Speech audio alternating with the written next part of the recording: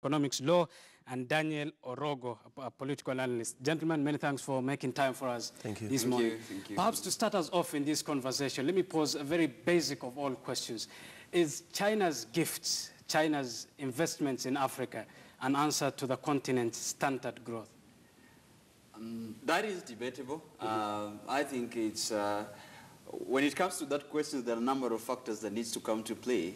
And I think one of the, probably what we really need to understand right now, if our foreign policy, it's really at play when we are looking at what is the objectives, what are we spelling out in our foreign policy? Is it in line with the Chinese agenda towards Africa? So that is debatable. We'll come to the foreign policies. It's not a one straightforward answer that you have to give it whether it's a gift, but I think those are matters. There's a number of factors that needs to be looked at before you arrive into that conclusion. James, as well, your reactions to that question? The question is this, is what China is giving to Kenya and African countries a gift within within the four corners of what you could define a gift to be? That's a question we need to discuss. But this is what I want to say. You see, as a question of international relations, you must understand that every country has specific interests that it might want to pursue with respect to specific relationships. And there is something that, of course, China is interested in gaining by enthusing African countries to do business with it. And you must understand right now that Africa is one of the biggest emerging markets for any products. And China being the factory of the world, the biggest country in manufacturing, it is definitely interested in a market for its goods. And so we must understand that China is seeking to expand markets for its goods. But on the other hand, you must understand that most of the African countries are developing countries. They are looking for infrastructural development. They are looking for capacity development, technical assistance. And they are also looking for hardware and cash resources to do some of the things they must do. And like is China the best of partners? Is China the best of partners? China is not the only place where they're getting this from.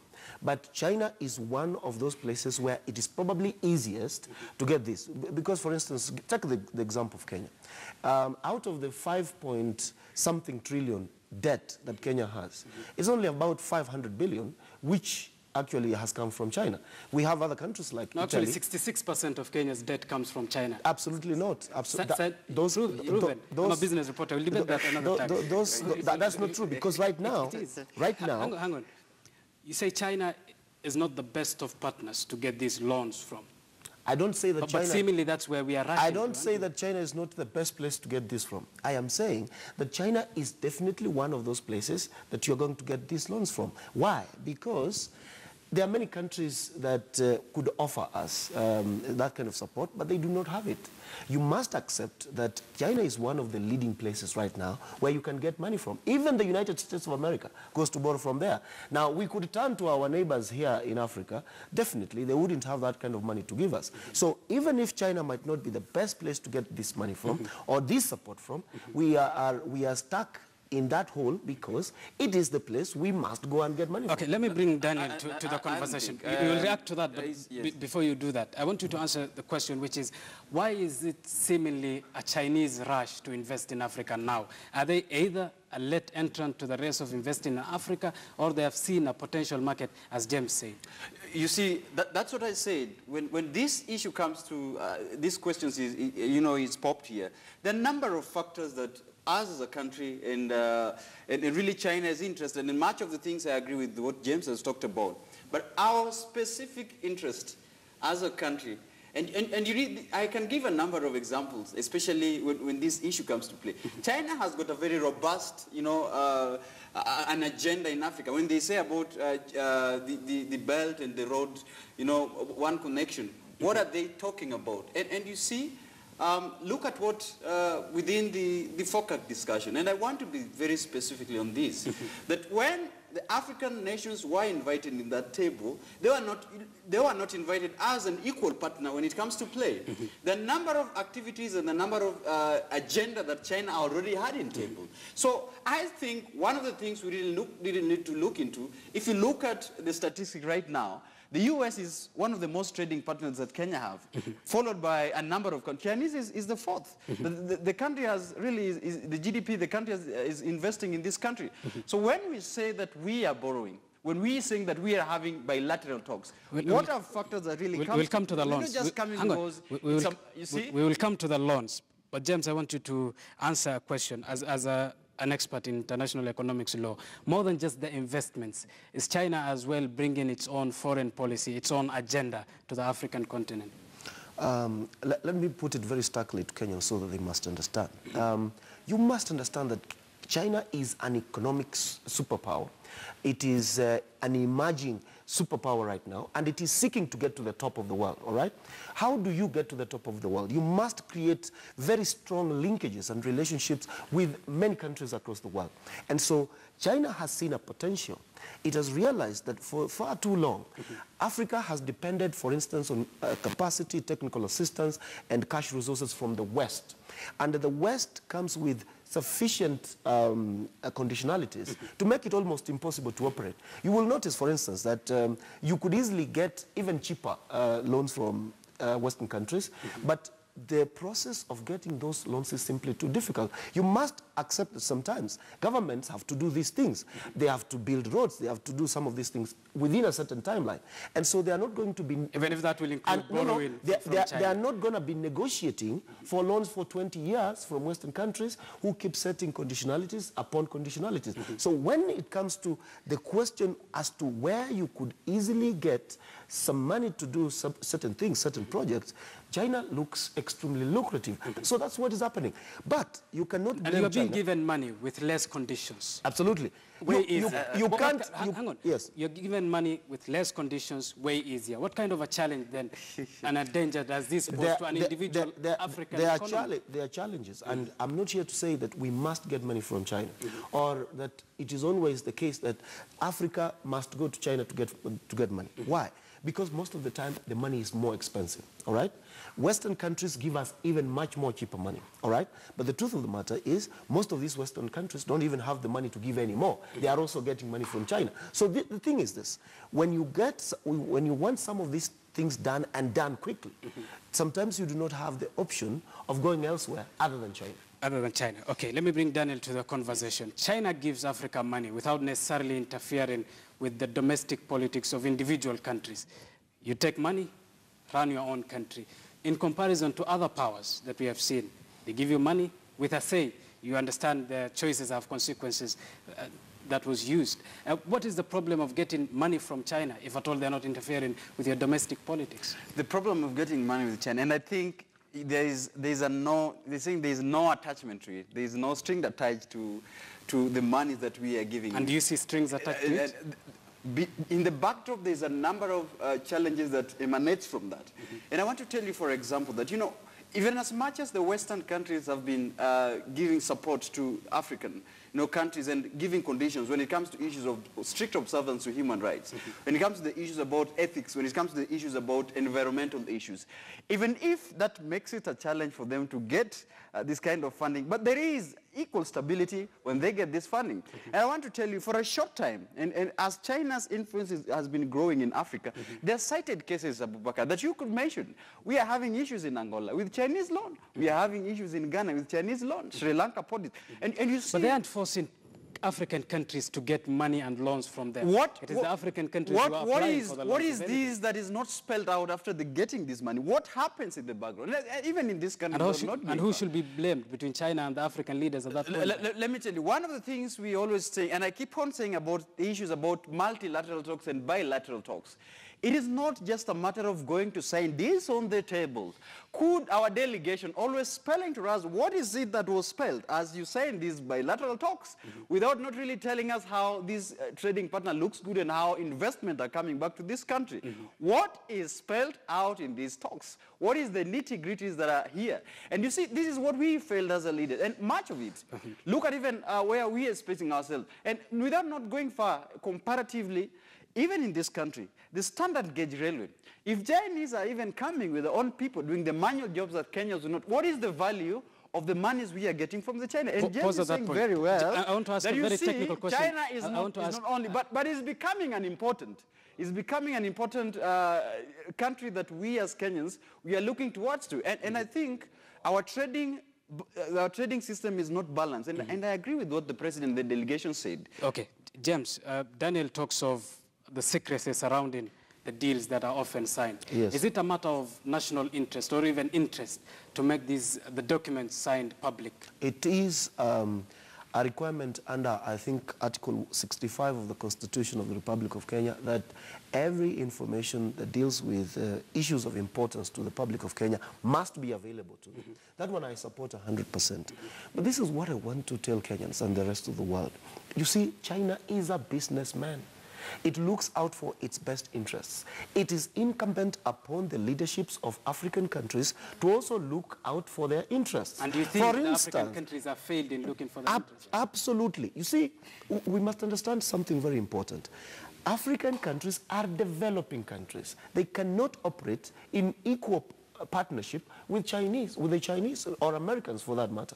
Look, African countries are in dire need of serious development in terms of infrastructure, in terms of capacity development, and so on. They have to rely on other countries to get this. If you look at the China-Kenya relations, for instance, in the past couple of years, you have seen the Chinese money come in, and it has financed projects that you can see.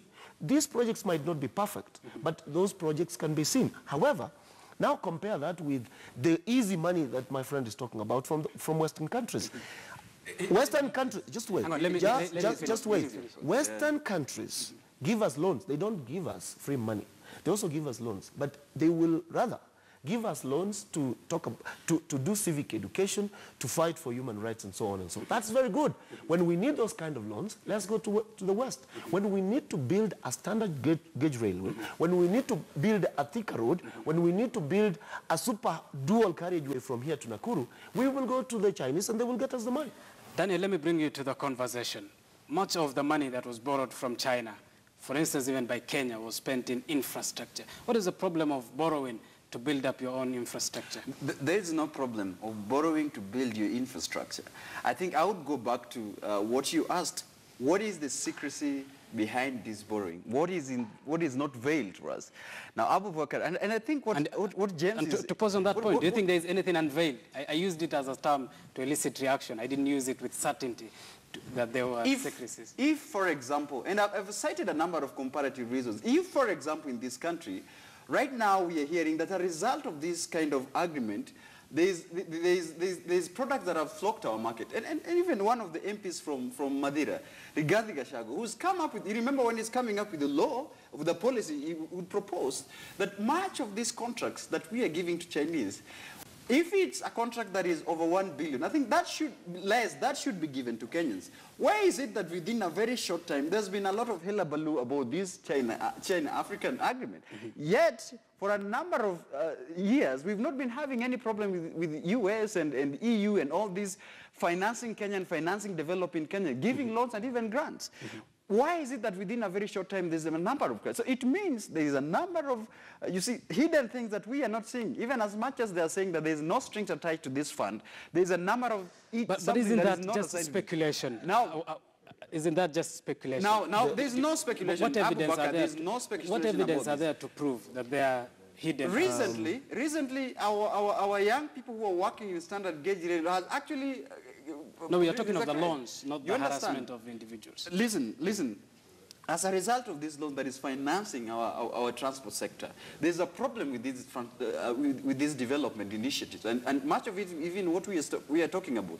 And as much as China is doing business with Kenya, President Uhuru Kenyatta, and I love what he said. He said that first of all, he thinks that we are not having a fair and a balanced trading policies. And he said, as much as we are agreeing with these loans and we are agreeing on this financing, there must be an equal trading balance between us and this country. And as a result of this, I think you've seen the Chinese have agreed to this.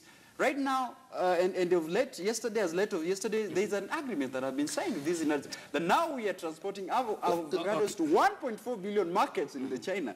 And these are strategies that our leaders really not... China has its interests, arguably and visibly. Yes. Are we failing as well in individual African countries to showcase our interests and to stand with our interests? Let me tell you something very important, and you know statistics are there to bear me out. You know, Kenya is the third most important foreign direct investment destination in Africa now, after probably South Africa and Egypt, okay? Kenya is becoming extremely visible as a leading African economy for the simple reason that Kenya has decided to take some risks when it comes to development, all right? Now, I don't want us to mix issues, because the fact that we are able as a country to go and get some support from another country and bring it here and do certain things doesn't mean that if in the process certain bad things happen, that the whole project is bad. What am I referring to? Look, we could go to China and get technical and cash resources to come and build the SGR, all right? That doesn't mean that an official of government at the Ministry of Immigration or at the Ministry of Interior, under which immigration belongs, has the right to accept or to give permits, work permits to Chinese who want to come here and do business against the law, all right? Government agencies need to crack down on these Chinese who are here illegally, doing illegal business. I bet the question that falls in that statement. If they have come here to do something for which they shouldn't, that is a completely different question. That is a question of regulation. That doesn't go to the merits of whether it is good to do business with China in terms of the kind of projects you're seeing. I bet the question that comes out of that statement, the statement you just said, is how do you then discipline the master who gives you loans? He does all the ills in your country, you don't have the potential to discipline the master. Believe me, today, the problem that we have with fake and counter and fake Chinese goods with people coming here who shouldn't be coming here to work from China has absolutely nothing to do with the core relationship between China and Kenya. This is a corruption issue. Ministry officials... It's not in any way aided by the... It is not the policy of the Kenya government to allow Chinese to flood the Kenyan market to come do manual jobs like mahindi chomaing and so on. What is happening here, and we discussed this even yesterday on this platform, the officials at the Ministry of Interior under the Department of Immigration have let us down in the past with respect, not to Chinese only, but to a number of people. We have a lot of Nigerians here. We have a lot of Burundians here. Let those people go. Let me bring Daniel to... Daniel, let me bring you to the conversation. And this may be a very different question from what your stand already has depicted. China is estimated by 2030 to be the biggest economy in the world. It is the second biggest economy as of now. What can African countries learn from China? And I think you would be fair before I answer that question. Now, you see, wherever we are having foreigners who are finding excuse to come and do business without proper work permits, it directly relates to this kind of agreements that we are signing there. And you see, we will never exonerate the Department of Immigration from what we are facing. Fair enough. If you'll answer the question, if you'll answer the question I asked. Okay. It has now happened. If you will answer the question I asked. Now, going back to the question that we have, you see,